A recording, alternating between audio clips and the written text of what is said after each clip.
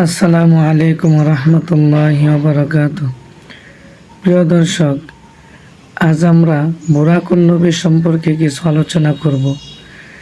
আমাদের দেশে বেশ একটি প্রচলন আছে বুরাকুন নবীর একটি ছবির ব্যাপারে, এবং বিভিন্ন চটি বইয়ের মধ্যে এই বুরাকুন নবীর বিবরণ এভাবে পাওয়া যায় যে নবী আলাইহিস সালাম যে সফর করছিলেন, সেই বাহনটা বোরাকটা একটা চতুষ্পদ জন্তুর মতো, এবং তার বুক থেকে মাথা পর্যন্ত ছিল একটি সুন্দরী মেয়ের মতো, দেখতে অবিকল মেয়ের মতো, মাথায় লম্বা চুল, আর বুক থেকে নিচ পর্যন্ত ছিল দেখতে সুন্দর ঘোড়ার মতো। এবং এই বোরাক সে দৃষ্টির পলকে আকাশে উড়ে চলে যেতে পারত। এই যে বিবরণটা, এই বিবরণটা নিছক একটা অলীক ও কাল্পনিক, এর কোনো ভিত্তি নেই। এই কাল্পনিক বিবরণের উপরে ভিত্তি করে অনেকে এরকম একটা বোরাকের ছবি বানিয়ে বিভিন্নজন বিভিন্ন ঘরে টাঙিয়ে রাখে, এবং এটা রমরমা একটা ব্যবসা চলে। বুরাকুন নবী বলে এটা বিক্রি করা হয়।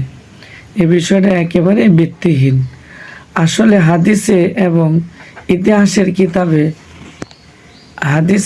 ইতিহাসের কিতাবে বোরাকের বিবরণ পাওয়া যায়।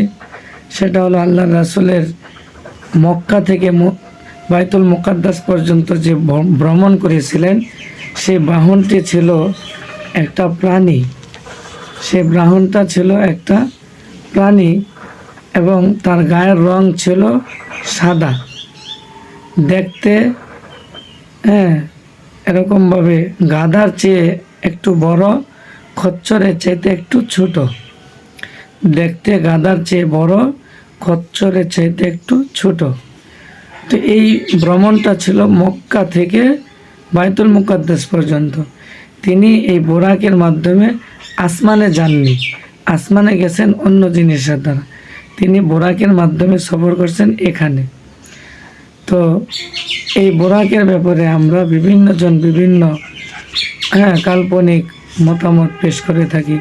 এগুলো একেবারেই ভিত্তিহীন। আল্লাহ তাআলা আমাদেরকে এই ধরনের ভিত্তিহীন কথা থেকে বেঁচে থাকার তৌফিক দান করুক। আমিন।